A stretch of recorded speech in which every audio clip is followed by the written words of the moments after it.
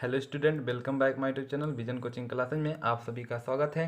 तो आज हम हिंदी व्याकरण के पार्ट 2 लेकर आए हैं, जिसमें कि उसका बड़ा भाई को हमने बता दिया था। आज उसके छोटे भाई मतलब करुण रस को बताने वाले हैं। ओके, तो जैसा कि इसमें लिखा हुआ है, व्याकरण में से सभी नंबर पक्के।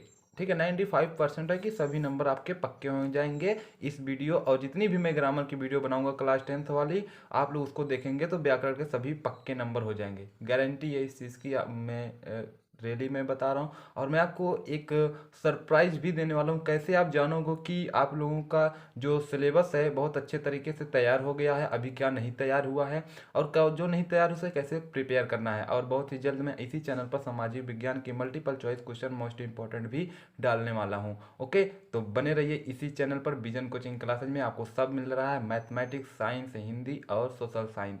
ओके, तो आइए स्टार्ट करते हैं। तो जैसा कि हम लोग कल पार्ट 1 में पढ़ लिए थे। अगर आपने पार्ट 1 की वीडियो नहीं देखी है तो मैं इस वीडियो के डिस्क्रिप्शन में लिंक दे दूंगा, आप वहां से उसे देख लीजिएगा। तो उसमें हम लोग क्या पढ़े थे? हास्य रस। हास्य रस का जो ट्रिक हमने बताए थे, यही बताए थे। हास्य का स्थायी भाव क्या, हास्य का स्थायी भाव क्या होता है? हास होता है। हास्य नामक अस्थाई भाव विभाव, अनुभाव एवं संचारी भाव से संयोग करता है, मिलता है, तब हास्य रस की क्या होती है? उत्पत्ति होती है। क्या होती है? उत्पत्ति होती है। राइट, इतना बात समझ में आई आपको कि नहीं? बोलिए जल्दी से। आ गई समझ में? चलो, ये तो हास्य रस का था, तो मैंने उसको कुछ अलग तरीके से डिफाइन किया था। ओके, सो आप इसी ट्रिक से सभी जितने भी 11 रस हैं, 11 रस की उत्पत्ति बहुत अच्छे तरीके से कर सकते हैं, मतलब बता सकते हैं। ओके, क्या कर सकते हैं? बता सकते हैं, बस इसी ट्रिक से। पढ़ो ऐसा कि पढ़ा सको। तो कैसे करना है उसको आइए हम देख लेते हैं। तो जैसा कि हमारा करुण हास्य रस हो गया था, तो आज हम करुण रस देखेंगे। करुण रस कैसे लिखना है एंड उसको कैसे याद करना है। याद तो करना ही नहीं है, क्योंकि लिखते सभी हैं, समझते कोई नहीं है। तो आप समझिए, अगर आप समझ लीजिए लिए तो लिख तो लेंगे ही। ओके, तो चलिए, आज हम पढ़ रहे हैं करुण रस। क्या पढ़ रहे हैं? करुण रस। ठीक है, तो करुण रस देख लीजिए आप लोग। करुण रस। ओके, क्या है? करुण रस। अब करुण रस जो है, करुण रस क्या है, इसकी डिफिनीशन क्या है, इसका उदाहरण क्या है, और इसका स्पष्टीकरण क्या है। राइट, यही है। तो यही हम आज बताने वाले हैं। तो पहले डिफाइन करने वाले हैं कि करुण रस की परिभाषा क्या है। बहुत ही आसान तरीके से मैं बताने वाला हूँ परिभाषा इसकी। तो बहुत ही आसान, मतलब आप ट्रिक से समझ सकते हैं। क्या समझ सकते हैं? ट्रिक से। कैसे है? चलिए, करुण का अस्थाई भाव क्या होता है? शोक होता है। क्या होता है? शोक। ठीक है, शोक नामक क्या हो गया? शोक नामक। अब वही तरीका, शोक नामक अस्थाई भाव, विभाव, अनुभाव, संचारी भाव। देखिए, ये सब जो इसी से पता चलता है कि कौन सा क्या है, रस है, क्योंकि सब में यही होता है। स्थायी भाव, विभाव, अनुभाव, संचारी भाव। विभाव में दो चीज होते हैं। ठीक है, क्या होता है? एक आलंबन और एक उद्दीपन। ओके, तो ये हो गया। तो अब यहाँ पे लिखना कैसे है? जब शोक नामक अस्थाई भाव, विभाव, अनुभाव एवं संचारी भाव से संयोग करता है या मिलता है, तो कौन से रस की उत्पत्ति होती है? तो करुण रस बनता है, मतलब करुण रस की उत्पत्ति होती है। करुण रस की उत्पत्ति होती है। ओके, आपको इतना अच्छे से समझ में आया? नहीं? कमेंट आप मुझे जरूर कर दीजिए समझ में आया कि नहीं। ओके, सो अब आपको लिखना कैसे है भाई? हम तो ये बता दिए, अब परिभाषा में आपको लिखना कैसे है, क्या है, लिखना कैसे है, ये जान लेते हैं। ओके, आपको ये समझ में आ गया नहीं? अच्छे से ट्रिक से समझिए। अब 11 रस का, जैसे अब अगर मैं हास्य का बता दिया, करोड़ का हो गया। ठीक है, तो देखिए, आश्चर्य का क्या होता है? हमारा विस्मय होता है ना। जैसे सबका आप क्या कर लीजिए, अस्थाई भाव याद कर लीजिए बस। क्या कर लीजिए? अस्थाई भाव याद कर लीजिए। जैसे शांत रस का क्या होता है? निर्वेद। तो ऐसे लिखिए, निर्वेद नामक अस्थाई भाव, विभाव, अनुभाव, संचारी भाव से जब संयोग करता है तो शांत रस की उत्पत्ति होती है। मतलब सब में उसका क्या रहेगा, स्थायी भाव याद कर लीजिए और ये सब उसमें ऐड करिए, ऐसे गोला बनाइए और बहुत अच्छे तरीके से आपको याद हो जाएगा। वही मैं यहाँ पे बोला विजन कोचिंग क्लास में आपको समझाया जाएगा, ना कि रटाया जाएगा। यदि आप समझ लीजिए तो आपको लाइफ टाइम काम देगा। ओके, क्या काम देगा, लाइफ टाइम काम देगा। सो वनली अंडरस्टैंडिंग। ओके, तो ये हुआ ट्रिक। अब लिखना कैसे है, मैं यहाँ पे आपको लिखना भी बता दे रहा हूँ। ठीक है, लिखना, चलिए मैं लिखना बता देता हूँ कैसे लिखना। अभी देखिए हम लोग वही लिखेंगे, ठीक है, जो हम लिखे थे वही लिखने वाले हैं, जैसे हास्य रस में लिखे थे। ठीक है, तो बस आपको थोड़ा सा माइंड लगाना है। क्या लगाना है, कुछ भी माइंड नहीं लगाना, बस जो मैंने तरीका बताया वही लिखिए। क्या था हमारा इस बार, करुण रस। क्या हमारा ये करुण रस। अब करुण रस देख लीजिए, करुण रस हमने यही तरीका याद रखिए। शोक, जब ऐसे लिखिए, जब शोक नामक अस्थाई भाव विभाव अनुभाव संचारी भाव से क्या करता है, संयोग करता है, तो करुण रस की उत्पत्ति एवं निष्पत्ति होती है। ठीक है, तो यहाँ पर लिखिए, जब शोक नामक अस्थाई भाव, अस्थाई भाव विभाव, ठीक है, अनुभाव, जब शोक नामक अस्थाई भाव विभाव अनुभाव एवं संचारी भाव, एवं संचारी भाव से संयोग करता है या मिलता है, संयोग करता है, तो करुण रस की उत्पत्ति होती है, यानी निष्पत्ति होती, उत्पत्ति होती है, ये करुण रस प्राप्त होता है।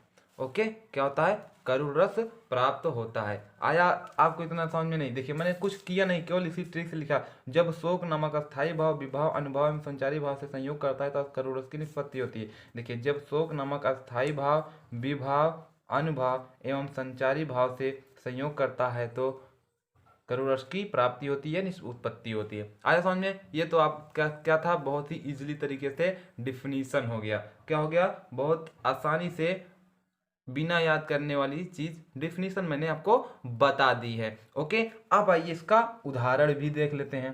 क्या करते हैं, उदाहरण के साथ फिर स्पष्टीकरण देखेंगे।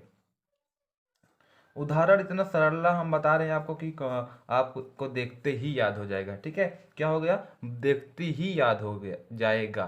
ठीक है, देखिए, कैसे झेलें, हम लोग को याद होगा, कैसे झेलें, कैसे झेलें अपनी लज्जा, कैसे झेलें अपनी लज्जा, अपना शोक, कैसे झेलें अपनी लज्जा अपना शोक, गया हमारे हाथों से, गया हमारे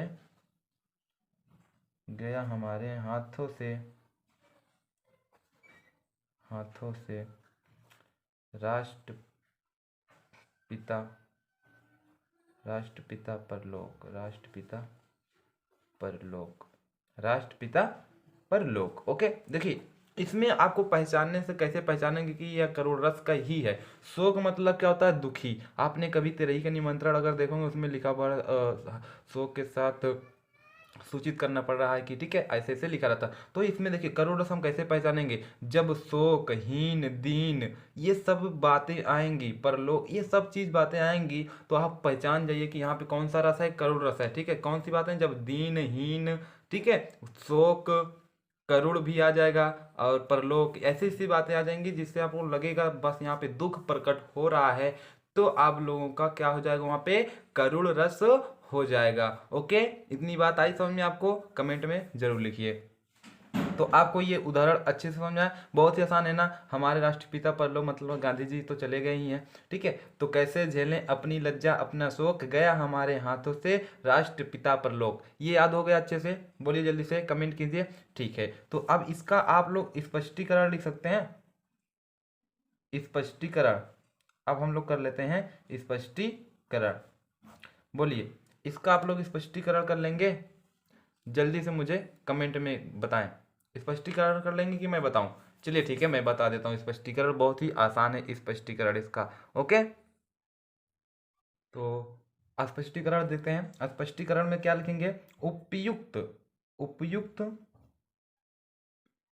मैंने कल बता भी दिया था आपको कैसे कैसे जानेंगे इसमें क्या कैसे लिखना है। ठीक है, तो उसको अभी मैं एक बार फिर से बता दे रहा हूँ। उपयुक्त पंक्तियों में, उपयुक्त पंक्तियों में अस्थाई भाव क्या है? अस्थाई भाव शोक है। ठीक है, अस्थाई भाव शोक है। और हमारा क्या है? अस्थाई भाव शोक है। आलंबन हमारा आ जाते हैं, विभाव में ही आ जाएगा हमारा आलंबन। आलंबन हमारा क्या है? आलंबन हमारा है लज्जा। ठीक है, देखिए कैसे झेले अपनी लज्जा, अपने बारे मतलब मन में जो होता है घृणा, उसको हम आलंबन कह सकते हैं।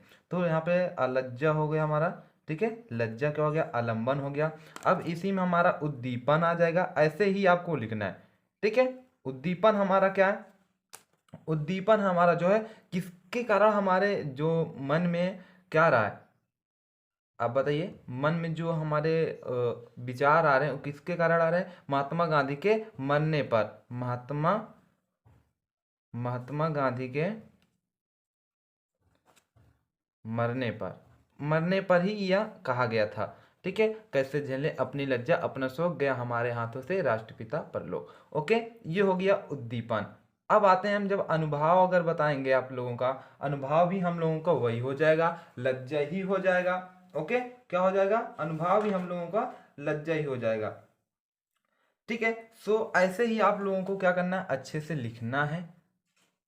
अच्छे से लिखना है तो आप लोगों का आ जाएगा अच्छे से क्या कहते हैं, स्पष्टीकरण भी। तो स्पष्टीकरण बहुत ही बड़ी बात होती है आप लोगों को दर्शाने के लिए, बताने के लिए कि इसमें क्या आपका है।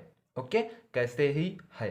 अनुभव अगर आप लिखेंगे तो अनुभव भी हमारा क्या है? लज्जा ही है। ठीक है, अनुभव हमारा लज्जा है। अब इसीलिए इसलिए यहाँ पे लिखो ऐसे, इसलिए इसलिए इसलिए उपयुक्त कथन में, उपयुक्त कथन या पंक्ति, उपयुक्त पंक्ति क्या है? क्या है? उपयुक्त पंक्ति करुण रस है। करुण रस है। ओके, ये हो गया अच्छे से। अब थोड़ा सा मैं आपको बता देता हूँ कैसे आपको लिखना क्या है। ठीक है, जैसे आपका अस्थाई भाव, अस्थाई भाव तो आपको पता ही होना चाहिए। अस्थाई भाव क्या है? करुण का शोक हो गया। अब जो हमारा आलंबन है, विभाव में ये सब आ जाता है। ठीक है, थोड़ा आप इसको मोस्ट इंपॉर्टेंट है, आप देख लीजिए, देख लीजिए, मैं आपको यहाँ पे बता रहा हूँ। ठीक है, यहाँ पे देखिए आलंबन हमारा क्या हो जाएगा? सहारा। ठीक है, मतलब इसमें मैं इसमें नहीं बता रहा हूँ, मतलब आलंबन क्या होता है? जैसे विभाव में दो चीज होती है, आलंबन और दीपन। आश्रय विषयालंबन और बाह्य इतना। तो आश्रय इसमें दो चीज आ जाएगा। उद्दीपन जिन वस्तुओं के परिस्थितियों की हम लोग करते हैं, किन वस्तुओं पे करते हैं उद्दीपन? मतलब महात्मा गांधी के मरने पर, इसमें हो गया। ठीक है, ये चीज हो गया। आलंबन मतलब हमारा जो सहारा होता है, लेकिन हमारे में इसमें शोक है तो हम लोग में क्या लिखेंगे? करोड़। करोड़ से मतलब उसका लज्जा हो रहा है हमारा। ठीक है, तो अब यहीं पे आगे हम लोग देखेंगे अस्थाई भाव हमारा क्या होता है? अस्थाई भाव हमने आपको बताया, अस्थाई भाव करोड़ का शोक होता है, हास्य का हास होता है। राइट, सो वो हो गया। अब संचारी भाव क्या होता है? वह भाव जो हमारे मन में संचरण करता है या बदलता रहता है, उसे संचारी भाव कहते हैं। राइट, इनकी संख्या क्या है? 33 है। संचारी भाव में कई नाम हैं। ठीक है, त्वरित भाव, व्यभिचारी भाव और क्षणिक भाव। ठीक है, ऐसे ऐसे हैं, तो आप लोग इसको अच्छे से नोट कर लीजिएगा। आई होप आपको समझ में आ गया होगा ये सब चीज़ें। ठीक है, तो thanks to listen to me and watching my video. तो मिलते हैं नेक्स्ट वीडियो में, पार्ट 3 में, व्याकरण ग्रामर हिंदी के। तो फुल तैयारी आप लोगों की कराई जा रही है, इसमें आप लोग अच्छे से देखते रहिए। ओके, अगर आप लोगों को ना समझ में आएगा तो आप लोग मुझे एक बार कमेंट जरूर कर लीजिए, उसको मैं आपको बता देता हूँ। ठीक है, स्पष्टीकरण तो मोस्ट इंपॉर्टेंट है। आप लिखिए उपयुक्त पंक्ति में अस्थाई भाव शोक है, आलम्बन लज्जा, उद्दीपन महात्मा गांधी के मरने पर, अनुभव लज्जा, इसलिए उपयुक्त पंक्ति में करुण रस है। ठीक है, ये हो गया आपका, अच्छे से आ जाएगा। राइट, तो मिलते हैं नेक्स्ट वीडियो में।